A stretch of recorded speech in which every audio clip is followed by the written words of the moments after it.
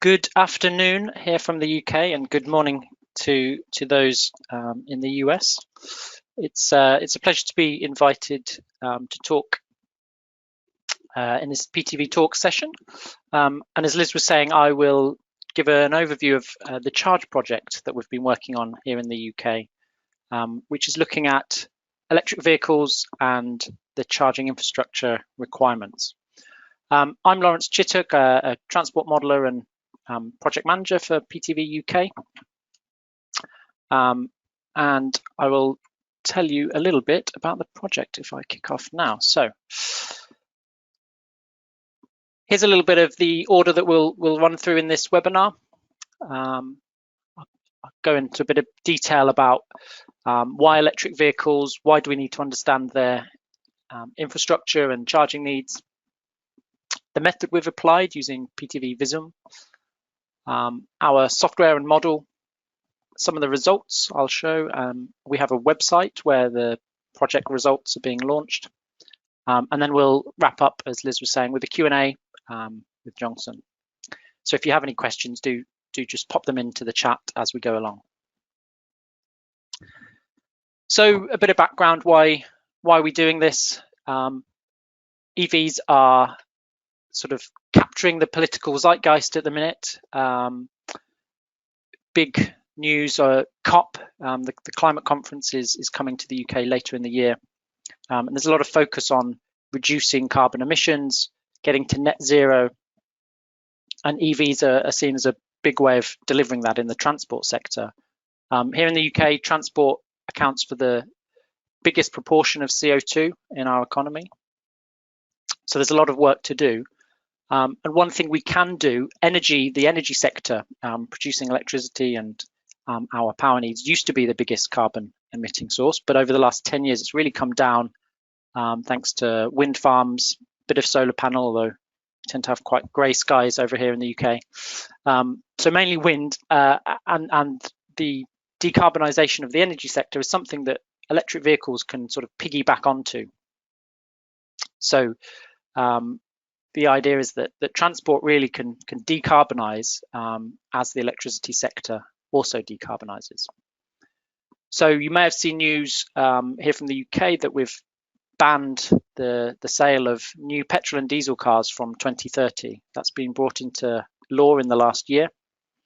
And I know there have been similar statutes or laws in California and other countries around the world. And I think we'll see this continue elsewhere. So 2030, 2035, expect to see these sort of bans on the sale of new vehicles. What this means is there's going to be a big transition, not just for the auto sector, selling these cars, getting them out, producing batteries, the gigafactories that Elon Musk is popping up all over the place, but also the charging infrastructure.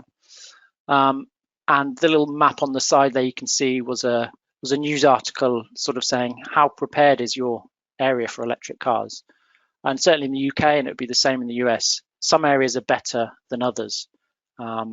California's had quite a good history with electric cars, and I know there's a Tesla charging network, but it wouldn't be the case in every state. Some will be better than others, some cities will be better than others.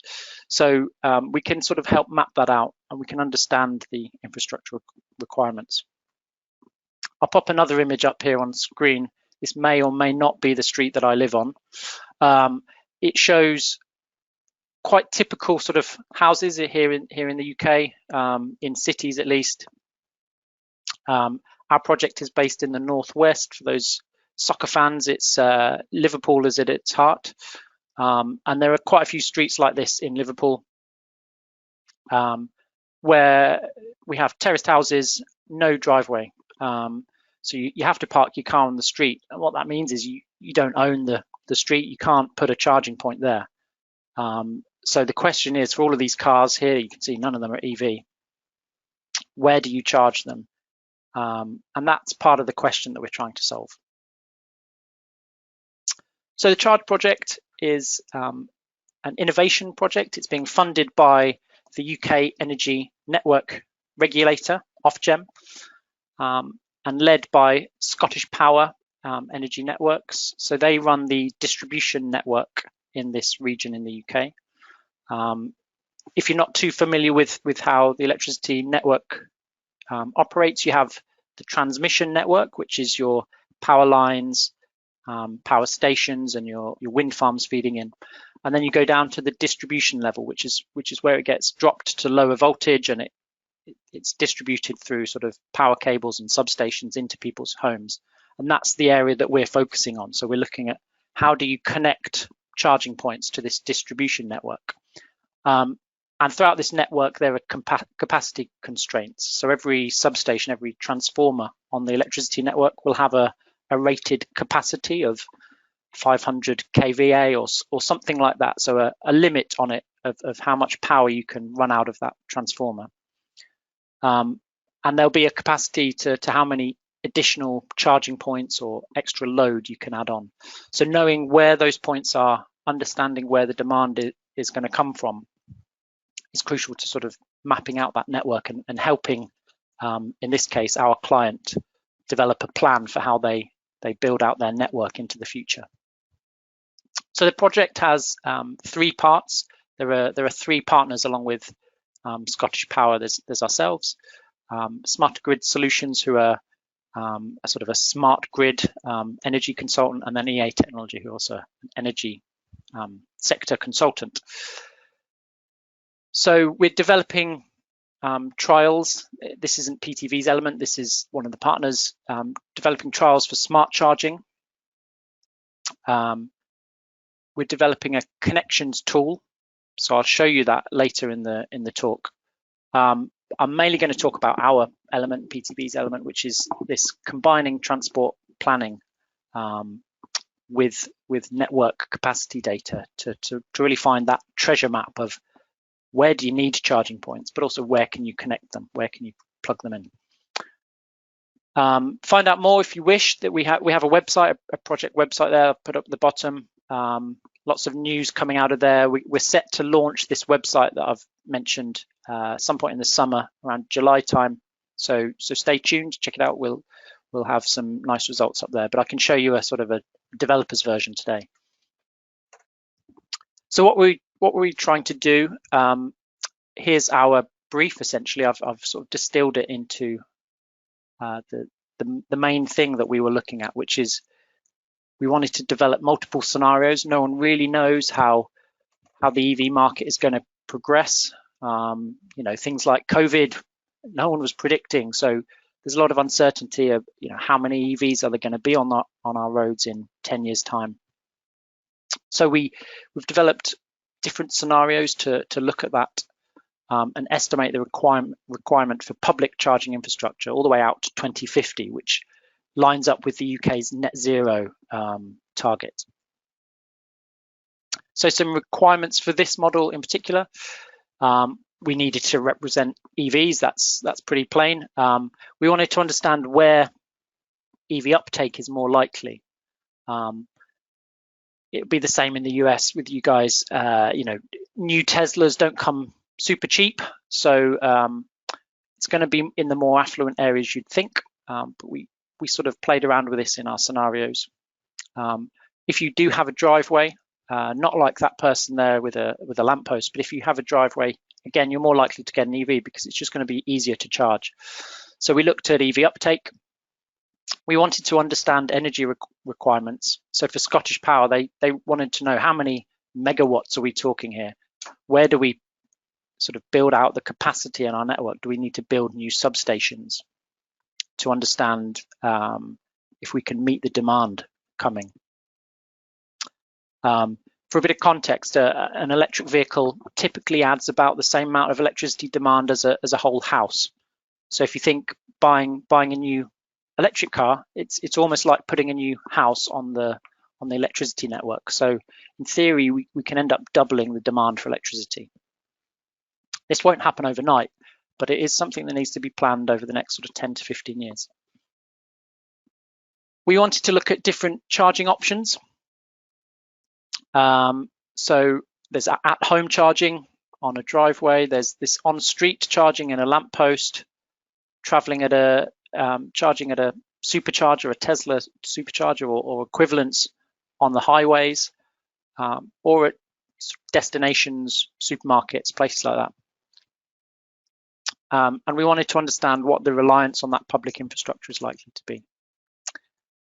And then looking from the start, this was an innovation project, so we needed to be flexible, handle various scenario inputs, and understand that we were developing something new here for the first time. So we tried to develop a flexible approach. So if you're familiar with Visum, you might be familiar with the tour-based or activity-based model. If not, the activity-based model is essentially a trip chaining model. So we represent what are called tours, which is any sort of home to work to shop to home type sequence. So we're not just looking at single trips, but we're focused on a full tour. The reason we've done that in this project is to really understand charging options and also distances driven over a longer period. We don't just want to look at do you need to charge on the way from home to work? If that's only a 10-mile journey, the answer is no. But obviously, if you're doing that home to work 5 times a week, you're also going to the shops, maybe you're visiting friends or going to a tourist destination at the weekend or something, then that mileage builds up, and your requirement for charging is based on that build up over the week. With an EV, you can charge it quite often, a bit like you would with a mobile phone, but also you don't need to charge it every day.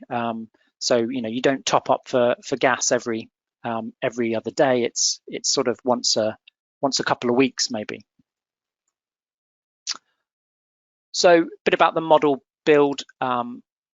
We developed it using many of the standard inputs that we use here in the UK and in Europe, but again, it'd be similar for you guys in the US. So we purchased a commercial road network from TomTom. We used census data, so that's sort of collected every 10 years here, and it gives a real in-depth detail in sort of population and person segments and things like that. And we used a national travel survey, so that's a really detailed survey in asking people how they travel, how often do they use their car, where are they going, and how far are they driving. As I mentioned, it's an activity-based or tour-based demand model in Visum, and we calibrated this model in a relatively standard way. So this bit wasn't the innovation part as such. We used some mobile phone data to understand trip patterns and some traffic count data, and also a sort of a local survey. So once we had our base model, this is where the research came in really, and we were developing new add-ons to Visum and exploring new things with the EV modeling. So I'll run you through this process. I don't know if you can see it fully on screen, but I'll sort of go through it briefly. So we had our base model. Again, as you would with most sort of traditional models, we applied some standard forecasts to that. So population-based forecasts. What's it looking like in 2025, 2030, and all the way out. We went to 2050. From that, we produced a forecast of travel, and then we took the tours, which is that home to work to shop to home, and we assigned them to individual cars in our case, because we wanted to understand the car. We're not actually interested in people, as is normally the case in modeling. It's actually the vehicles we're really interested in here. So we assigned them to cars, and then we chained all of those tours together. So essentially we produced a sort of an agent-based model, but just for this EV bit.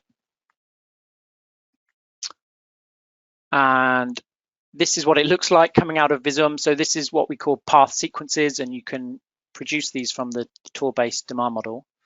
And they're sort of a diary of trips. And here you can see from home to work to other, and back to home, that sort of thing. And there'll be distances associated with that, departure times. All of this can be pulled out of Visum with the tour-based model.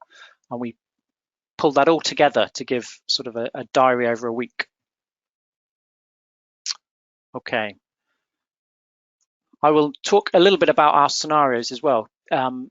So as I said at the top, it's a really uncertain future. We don't know how many EVs they're going to be, but the client and the brief of the project, they wanted to look out to 2030 and beyond to understand how are they going to have to plan their electricity network.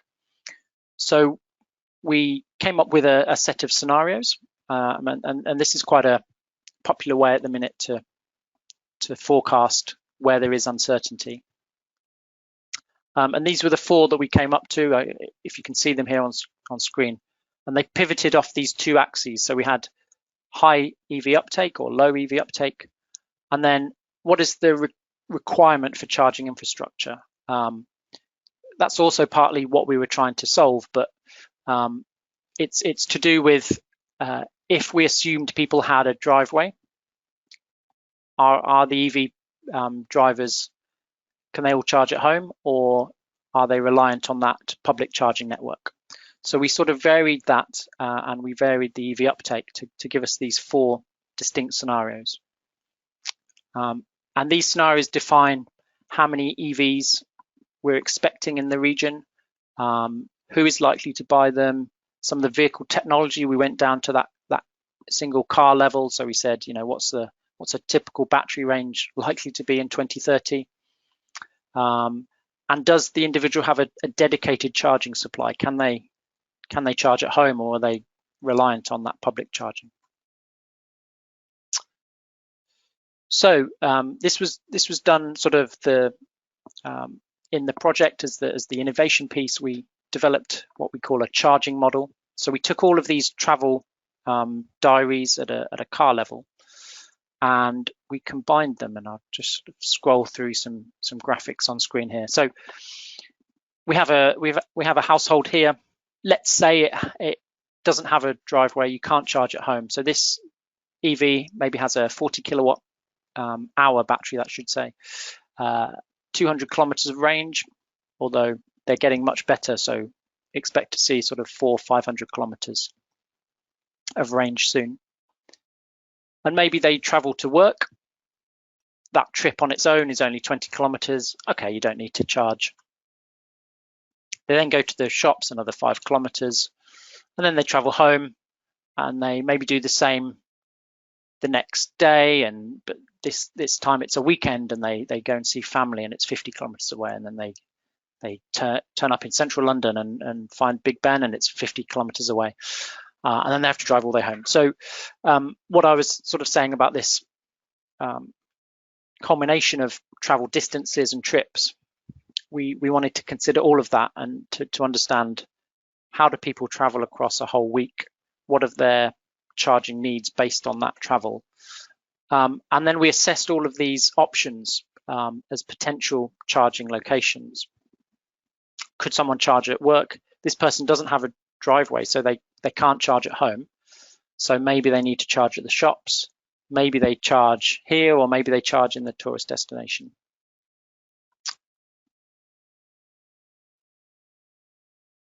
So here's some of the results. Again, it's quite high level to show you here on a slide, but we looked at different segments. So we segmented our population into people that had that ability to charge at home or didn't. So in this case, someone that has a private home charger, they're going to do most of their charging. Here in blue is residential or home. So they're going to do most of their charging at home. Occasionally they'll go and charge if they've traveled a long way from home, and they might use sort of rapid on the highways. For someone without that home charger, it's going to be very different. They obviously cannot charge at home, so they're reliant on this rapid or public charging. So this is what the transport model has given us, really, and it's been key to understanding the requirements for infrastructure.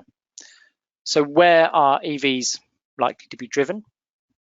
And you can see here we've got an image of Visum on screen showing a traffic assignment. So some of those demand patterns of people moving from here to here. Where are those EVs likely to travel? How far are they traveling, and how much energy are they consuming? When and where might they require charging. And also we looked at how long people typically park for. So when you go home, you typically park for 10 or 12 hours overnight. But in certain places, it might only be a couple of hours. So we looked at that to sort of understand the type of charging that might be appropriate. Okay, I might skip over this because I can show you live. So all of this transport data, we have pushed it to a website, and it's being developed by one of the project partners. And this website will be made available to members of the public, but sort of principally the regional authorities, the cities, and the charge point installers, to understand where demand for charging exists and also where they can connect. So this website's called Connect More. So if I say that again, that's the name of the website. Before I get to that demo, I'll just show you how we're starting to use the transport data. So, little example here from a town in our region called Warrington. It's a sort of a medium-sized town. I think it's got a population of about 100,000 or so.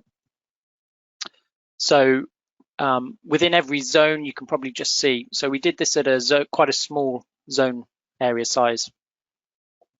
Within every zone, you have a number of car trips arriving. Because we've modeled all of the EVs in there, we know, or we can estimate how many car trips are going to be electric in 2025 or 2030. And then also we know where they're coming from. So are they coming from a house with a driveway, or are they coming from a terraced street perhaps? So using that information, we tallied up and came up with an estimate of energy demand and also number of charging sessions for every location throughout the model, every zone. It's represented in these bars here. It doesn't matter too much about the scale at this point. We've also mapped, and you can look at, here's some current infrastructure. So in Warrington at the minute, there are a couple of charging sites with 7 kilowatt chargers. A little bit about the numbers here in this particular scenario. So in 2025, we're estimating about 10% of all cars will be EV, which equates to about 100. So every day, we're thinking about 100 EVs will arrive into Warrington and have a daily kilowatt hour sort of energy demand in that sort of region. It might not mean much to you, but to the electricity network operators, this is sort of, okay, this we're going to have to build our network out to cope with it. The other thing we can look at is that time of day. When are people arriving? When are they going to want to charge? And how long are they staying there? So the big question is there enough capacity to enable, to allow for this electricity demand? I will skip through this. Again, similar sort of thing in a different town here. Okay, let me go to this website. Here we go. So this is the project website. And I knew this would happen. This was the problem with going live. Yeah. 1 second, everyone. I'm just going to reconnect.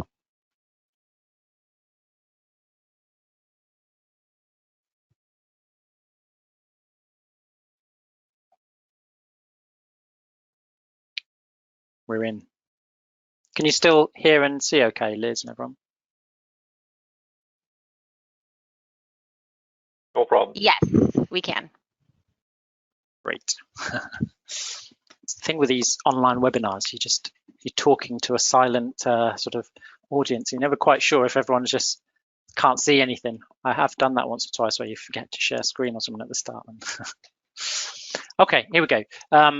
So I'll zoom out quite a bit to give you a bit of context. He says relying on his internet connection. There we go. There's the UK. Grey and beautiful land that we live in here. The network area we're interested in here is in this sort of northwest of England and also bits of Wales. So it's we have quite a lot of urban areas with Liverpool and bits of near Manchester and around here in England, and then also quite large rural areas in Wales. So that's the area. And the website's been developed with these two key layers. So the charging demand that comes from PTV transport model, and then this electricity capacity network data that one of the other partners has produced for the project. So let me just pop somewhere in so we can go and maybe I've even go to Warrington that we were looking at earlier. So there's Warrington. We've developed it so you can have a look at different types of infrastructure if you're concerned with public destination or maybe the sort of the residential street lamp type chargers. The en route, this is a development version of the website. We also have the en route or the sort of rapid charging is coming, so that'll be coming soon. Let me stick this one on. Here are some of the scenarios we've got, so you can look at different types of uptake rates, different years, all the way up to 2050. If I just stick this on for now. And there we go. So essentially it produces a little heat map just to color in zones where we're expecting a bit of demand. Doesn't tell you too much at this point. So let me zoom in. You can see in Warrington, because it's an urban area, it's all coming up red, but the real detail is in what we've put in this sidebar here. So if you click on a zone, and this is the sort of center of Warrington, and there's the main train station there, there's an estimate on the split of public charging and what's the energy demand there. A bit about the dwell time distribution. So it's quite a low dwell time, which suggests it's used for shopping or other purposes where people are coming in for sort of less than 3 hours. So again, that might be a consideration in what sort of charging points you're putting in. What's the energy profile per charging session? So how much are people likely to need to top up? And that's based on their sort of trip distances and their frequency of ability to charge, whether they can do it at home or not. So here it's sort of up to 15 kilowatt hours seems to be the average, again, that we've estimated. And then the number of sessions per day. So this is 2030 here. So we've got quite a high EV uptake at this point. And we're estimating in the magnitude of sort of 200, just in this zone here, 200 charging sessions are needed every day. One final thing, we've broken that down by the different speeds that might be appropriate. So again, if you're a charging point installer, you can sort of use this data to say, okay, if we had a mix of some 7 or 22 kilowatt chargers, that would satisfy, you know, about 80% of people in this area. And then we could have a few sort of 50 or above, maybe 100. Again, we're not, in this particular example, I'm not looking at those rapid chargers that you'd have on the highways that can be 150 or even 350 kilowatts. A little bit on the distribution in the day and some other future scenario information. So there we go. Let me also stick on the capacity map. It says this is working. Yep, this is the problem with Warrington, obviously. Okay, we'll zoom in here. Do we have it? There we go. So this is the capacity data, and this goes down to really granular level. So this is at a street level, and you can look at the sort of the kVA, which is the rating of your charging point that you'd put in. You can say, if I want to put in 100 kVA, where could I connect? And essentially, we've got different colors for green is good, red is bad, and orange is somewhere in the middle. So if it's red, it's unlikely you'll be able to connect there because there's just not enough capacity in the cables or the substation here to be able to host a charging point with that much power. But of course, if you just stick it across the street here, then you can go and connect some charging points. So that's really sort of detailed and useful information for the charge point installers. As it currently stands, they've been going in blind. So they might know that they want to put a charging point here, but they'll just put the request in here, and Scottish Power will come back to them and say, look, we can't really put in charge points there. I'm afraid it'll cost quite a lot because we have to upgrade the local transformer. That might cost, 100,000 or 50,000 or something in that region, quite a bit of money. But if they'd only connected or put the request in for here, then you can do it without any other additional costs. So that information is proving to be really useful when we're trialing that with some of the partners in the project at the minute. I can revisit when we get to the Q&A. I can revisit this website, and we'll, if you've got any questions about it, it'd be good. As I say, the electricity network data goes down to the street level, and it's just crashed there, which is typical because it's still a development version. And then the transport model data is available here in this at this zonal level or in the sidebars. Right, I will finish off my presentation here. I can flick back to this. Okay, a couple more things. So the aim of this project was to help the electricity network operator, Scottish Power in this case, understand what the growth in demand is likely to be. And again, our transport model can help with some of that. So we can look at some of the scenarios and we can say by 2030 or by 2035, what's that growth looking like? And again, these numbers don't sort of mean anything on their own, but it's megawatt hours of growth in electricity demand across the region, and we can break that down by city or by every zone to say here's what we anticipate. Again, it's obviously all estimates and forecasts, but it gives them an idea of the scale of the challenge. How much more electricity are they going to need to not only produce but also build the cables and the wires to distribute it to houses and to car parks for charging points. So I will close out with a bit of a summary. So Charge has been going now for 18 months or so, a little bit longer. And we're finishing up. The project website will be launched this summer. It's been an innovation project to understand future charging requirements for EVs.